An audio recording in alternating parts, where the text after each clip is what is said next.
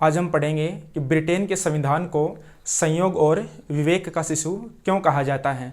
तो इसमें सबसे पहले हम देखेंगे कि संयोग और विवेक के शिशु होने का अर्थ क्या है, इसका क्या मतलब है। उसके बाद में देखेंगे कि ब्रिटिश संविधान संयोग का शिशु कैसे है और उसके बाद में ब्रिटिश संविधान विवेक का शिशु कैसे है। तो सबसे पहले देखते हैं कि संयोग और विवेक के शिशु होने का अर्थ क्या है।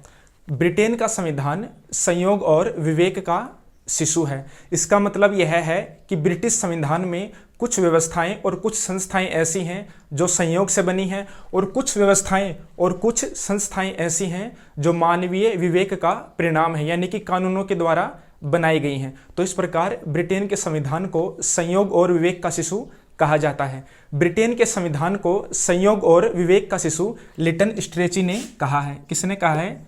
लिटन स्ट्रेची ने। ब्रिटेन के संविधान को संयोग और विवेक का शिशु लिटन स्ट्रेची ने कहा है। तो ये हो गया संयोग और विवेक के शिशु होने का अर्थ।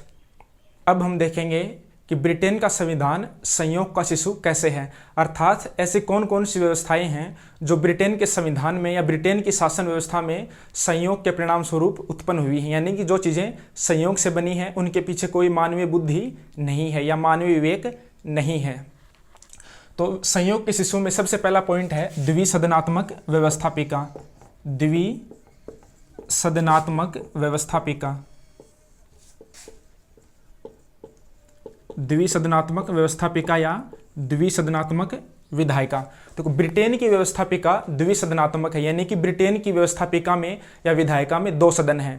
पहला है कॉमन सभा और दूसरा है लॉर्ड सभा। लेकिन जो ये दोनों सदन हैं ये किसी मानवीय विवेक का परिणाम नहीं है बल्कि संयोग का परिणाम है। अब ये देखते हैं कि द्विसदनात्मक व्यवस्थापिका है वो संयोग का परिणाम कैसे है, संयोग से कैसे बनी है। हुआ यूं कि 13वीं शताब्दी में ब्रिटेन का या इंग्लैंड का राजकोष खाली हो गया था। शासन कार्य चलाने के लिए इंग्लैंड के राजकोष में कोई धन नहीं बचा था। तो धन कमाने का या राजकोष को भरने का एक ही तरीका था कि नए टैक्स लगाए जाएं, नए कर लगाए जाएं। तो राजा ने नए कर प्रस्तावों पर विचार करने के लिए कुछ प्रतिनिधियों को बुलाया, कुछ वर्गों के प्रतिनिधियों को बुलाया। इसमें 3 प्रकार के वर्गों के प्रतिनिधि थे। कौन कौन से थे? 3 प्रकार के कौन कौन से थे? पहला था सामंतों के प्रतिनिधि, सामंतों के प्रतिनिधि, और दूसरे थे उच्च धर्माधिकारी, उच्च धर्माधिकारी या पादरी बोल सकते हैं, यानी कि चर्च के अधिकारी। और तीसरा था नगर के प्रतिनिधि, नगर के प्रतिनिधि। तो राजा ने नए कर प्रस्तावों पर विचार करने के लिए इन 3 वर्गों के प्रतिनिधियों को बुलाया। तो इस हिसाब से जो व्यवस्थापिका है वो त्रिसदनात्मक होनी चाहिए थी, यानी कि व्यवस्थापिका में 3 सदन होने चाहिए थे। एक सदन इनका होना चाहिए था, एक सदन इनका होना चाहिए था और तीसरा सदन इनका होना चाहिए था, यानी कि त्रिसदनात्मक व्यवस्थापिका होनी चाहिए थी। लेकिन वास्तव में ब्रिटेन में है द्विसदनात्मक व्यवस्थापिका। तो फिर ये द्विसदनात्मक कैसे बनी?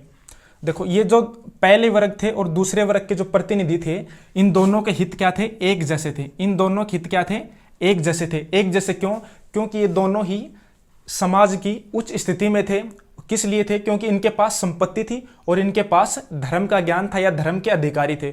तो इन दोनों की स्थिति लगभग एक जैसी थी, यानी कि इन दोनों के हित एक जैसे थे। इसलिए इन दोनों ने अपनी एक सभा बना ली और ये थे, इनके हित अलग थे क्योंकि ये जनता द्वारा निर्वाचित होते थे। तो इन्होंने अपनी एक अलग सभा बना ली। इस प्रकार कितनी व्यवस्थापिका बनी? व्यवस्थापिका में कितने सदन बने? 2 सदन बने। और तो वहीं से लेकर आज तक ब्रिटेन में कैसी है? द्विसदनात्मक व्यवस्थापिका। एक सदन किनका था? सामंतों के प्रतिनिधि और उच्च धर्माधिकारियों का, और दूसरा सदन किसका था? नगर के प्रतिनिधियों का। तो ये क्या कहलाई? फिर ये कहलाई लॉर्ड सभा, लॉर्ड सभा, और ये कहलाई कॉमन सभा, कॉमन सभा। तो तब से लेकर के ब्रिटेन में आज तक द्विसदनात्मक व्यवस्थापिका है, जिसका निचला सदन है कॉमन सभा और ऊपरी सदन है या उच्च सदन है लॉर्ड सभा। तो द्विसदनात्मक व्यवस्थापिका भी क्या है? एक संयोग का परिणाम है। संयोग के शिशु में दूसरा पॉइंट है लोक सदन या कॉमन सभा का अध्यक्ष, कॉमन सभा का अध्यक्ष या स्पीकर। कॉमन सभा का स्पीकर या अध्यक्ष दोनों की एक ही बात है। तो जो कॉमन सभा के स्पीकर का पद है वो भी संयोग से उत्पन्न हुआ है। एक बार कॉमन सभा को या लोक सदन को सम्राट और लॉर्ड सभा के सामने कोई याचिका प्रस्तुत करनी थी, कुछ आवेदन पत्र देना था। तो पूरी की पूरी कॉमन सभा तो सम्राट के सामने और लॉर्ड सभा के सामने प्रस्तुत हो नहीं सकती थी। तो इसलिए कॉमन सभा ने अपने में से एक व्यक्ति को निर्वाचित किया कि तू जा और राजा के समक्ष या सम्राट के समक्ष और लॉर्ड सभा के समक्ष हमारी याचिका प्रस्तुत कर। तो वही व्यक्ति क्या कहलाया? कॉमन सभा का स्पीकर कहलाया। तो तब से लेकर के आज तक वही पद चला आ रहा है। तो इस प्रकार कॉमन सभा का स्पीकर भी संयोगवश ही बना है। अब संयोग के शिशु में तीसरा पॉइंट है मंत्रिमंडलीय व्यवस्था। मंत्रिमंडलीय व्यवस्था, मंत्रिमंडलीय व्यवस्था। मंत्रिमंडल या कैबिनेट दोनों एक ही बात होती है। हिंदी में बोलते हैं मंत्रिमंडल और अंग्रेजी में बोलते हैं कैबिनेट। तो जो मंत्रिमंडलीय व्यवस्था है वो भी एक संयोग का शिशु है, यानी कि मंत्रिमंडलीय व्यवस्था का जन्म भी संयोग से ही हुआ है। 17वीं शताब्दी में एक राजा हुआ था चार्ल्स द्वितीय। राजा का क्या नाम था? चार्ल्स द्वितीय। उसने राजकार्य में सहायता लेने के लिए एक 5 सदस्यों की एक समिति बनाई। उस समिति को कहा गया कबाल, CABAL। जो चार्ल्स द्वितीय ने सलाह लेने के लिए 5 व्यक्तियों की जो समिति बनाई थी उसको कबाल कहा गया। अब कबाल का कोई विशेष नाम नहीं है, बल्कि जो 5 व्यक्ति थे उनका जो नाम है, उनका जो शुरुआती लेटर है उससे ही क्या बनी है? कबाल बनी है।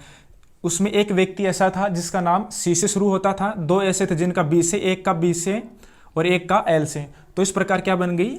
कबाल। 5 व्यक्तियों की जो समिति थी उसको कबाल कहा गया। फिर इसका नाम क्या हो गया? धीरे धीरे कैबिनेट हो गया, कैबिनेट। तो जो कैबिनेट नाम है वो कबाल का ही एक अन्य रूप है। कबाल धीरे धीरे क्या बन गया? फिर कैबिनेट बन गया। 18वीं सदी में हैनोवर वंश के 2 राजा हुए, जॉर्ज प्रथम और जॉर्ज द्वितीय। कौन कौन से राजा हुए? जॉर्ज प्रथम और जॉर्ज द्वितीय। तो जो दोनों राजा थे इनको अंग्रेजी नहीं आती थी और न ही इनको इंग्लैंड की राजनीति में कोई विशेष रुचि थी। तो इसलिए इन राजाओं ने कैबिनेट की बैठकों से अनुपस्थित रहना शुरू कर दिया, यानी कि ये कैबिनेट की बैठकों में शामिल नहीं होते थे, यानी कि मंत्रिमंडल की बैठकों में शामिल नहीं होते थे। तो उस समय से क्या हो गया? जो कैबिनेट है वो राजा के प्रभाव से क्या हो गई? पूरी तरह से मुक्त हो गई। ये स्वतंत्र रूप से कार्य करने लगी। अब जब भी कैबिनेट की कोई बैठक होती थी तो जो बैठक होती है उसके लिए किसी एक अध्यक्ष की आवश्यकता होती है, वरना कोई भी बैठक कार्य सुचारू रूप से नहीं कर सकती। तो कैबिनेट ने अपने में से एक व्यक्ति चुन लिया बैठक की अध्यक्षता करने के लिए। तो फिर जो वो कैबिनेट का अध्यक्ष था वो क्या कहलाया? प्रधानमंत्री कहलाया। तो इस प्रकार जो कैबिनेट है या जो प्रधानमंत्री का पद है वो एक संयोग का परिणाम है, यानी कि ये दोनों ही चीजें किससे बनी हैं? संयोग से बनी हैं। और जो ब्रिटेन के प्रथम प्रधानमंत्री थे वे थे Robert Walpole, sir Robert Walpole, sir Robert Walpole. तो इस प्रकार जो ये 3 व्यवस्थाएं हैं या जो 3 संस्थाएं हैं ये किसका परिणाम है? संयोग का परिणाम है। ये तीनों संस्थाएं संयोग का शिशु हैं। पहली थी द्विसदनात्मक व्यवस्थापिका, दूसरी थी कॉमन सभा का स्पीकर और तीसरी है मंत्रिमंडलीय व्यवस्था। तो ये क्या है? संयोग का परिणाम है। अब हम देखेंगे कि ब्रिटेन का संविधान विवेक का शिशु कैसे है, अर्थात ऐसे कौन कौन सी व्यवस्थाएं हैं जो कानूनों या अधिनियमों द्वारा बनाई गई हैं। तो इनमें सबसे पहला पॉइंट है राजतंत्र से लोकतंत्र की स्थापना। राजतंत्र से लोकतंत्र की स्थापना, लोकतंत्र की स्थापना। तो जो राजतंत्र से लोकतंत्र की स्थापना है वो भी मानवीय विवेक का परिणाम है।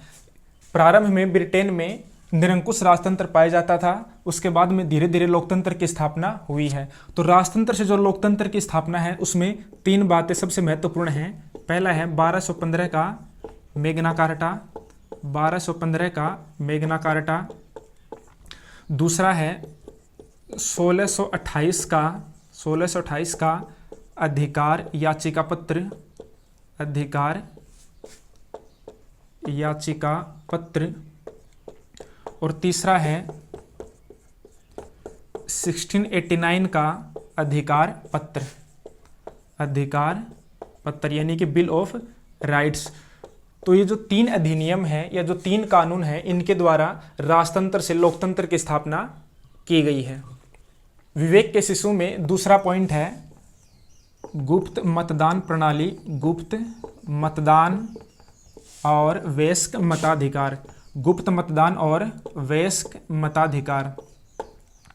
तो जो गुप्त मतदान प्रणाली है और वयस्क मताधिकार है, ये दोनों ही बातें क्या हैं, विवेक का परिणाम है, अर्थात कानूनों के माध्यम से लागू किए गए हैं।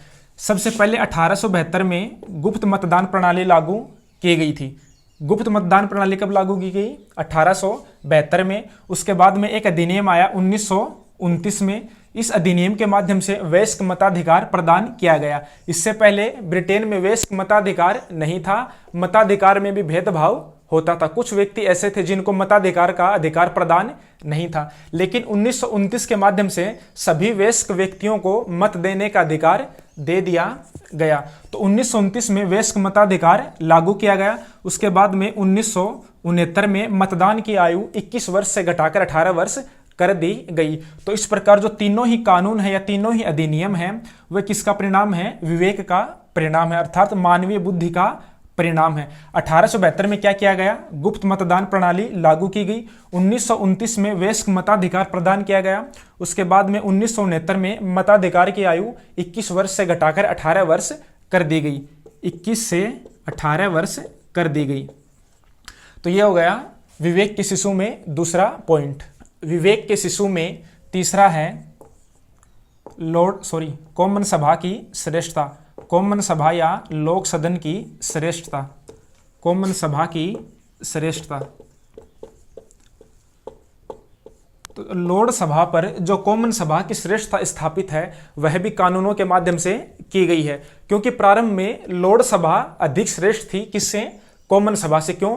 क्योंकि उसमें सामंतों के प्रतिनिधि होते थे और उच्च धर्माधिकारी होते थे, इसलिए लॉर्ड सभा कॉमन सभा से श्रेष्ठ होती थी। 19वीं सदी तक यही स्थिति थी कि लॉर्ड सभा कॉमन सभा से श्रेष्ठ होती थी। लेकिन 19वीं सदी के बाद में दो ऐसे अधिनियम बनाए गए जिनके माध्यम से कॉमन सभा लॉर्ड सभा के बजाय श्रेष्ठ हो गई। वे अधिनियम थे 1911 का अधिनियम और 1949 का अधिनियम। 1911 और 1949 इन दो अधिनियमों के माध्यम से कॉमन सभा की लॉर्ड सभा पर श्रेष्ठता स्थापित कर दी गई और वर्तमान में भी यही स्थिति है। तो इस प्रकार जो कॉमन सभा की श्रेष्ठता है वह भी किसका परिणाम है? विवेक का परिणाम है, यानी कि मानवीय बुद्धि का परिणाम है। विवेक के शिशु में चौथा पॉइंट है लॉर्ड सभा की संरचना में सुधार। लॉर्ड सभा की संरचना में सुधार। लॉर्ड सभा की संरचना में सुधार। प्रारंभ में क्या होता था कि जो लॉर्ड सभा के सदस्य होते थे वो वंशानुगत आधार पर आते थे, यानी कि कोई एक व्यक्ति लॉर्ड सभा का सदस्य बन गया तो जो उसका बेटा होगा वह भी लॉर्ड सभा का सदस्य बन जाएगा। तो इस प्रकार लॉर्ड सभा की सदस्यता थी वो कैसी थी? वंशानुगत थी। लेकिन 2000 में एक अधिनियम बनाया गया जिसके माध्यम से यह कहा गया कि कोई भी व्यक्ति लॉर्ड सभा में वंशानुगत परंपरा के आधार पर सदस्य नहीं बनेगा। वर्तमान में जो वंशानुगत सदस्य हैं वो जीवन पर्यंत रह सकते हैं, लेकिन जब वे इस्तीफा दे देंगे या उनकी मृत्यु हो जाएगी तो उनकी जगह पर उनका बेटा लॉर्ड सभा का सदस्य नहीं बन पाएगा। यानी कि वंशानुगत सदस्यता की परंपरा समाप्त कर दी गई है। किसके माध्यम से? 2000 के अधिनियम के माध्यम से वंशानुगत सदस्यता की परंपरा समाप्त कर दी गई है। तो ये हो गया विवेक के शिशु का चौथा पॉइंट।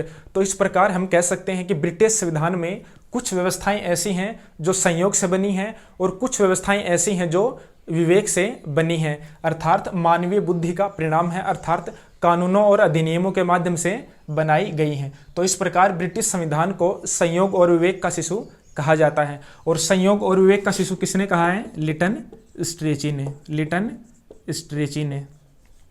तो ये हो गया हमारा आज का टॉपिक कि ब्रिटिश संविधान को संयोग और विवेक का शिशु क्यों कहा जाता है।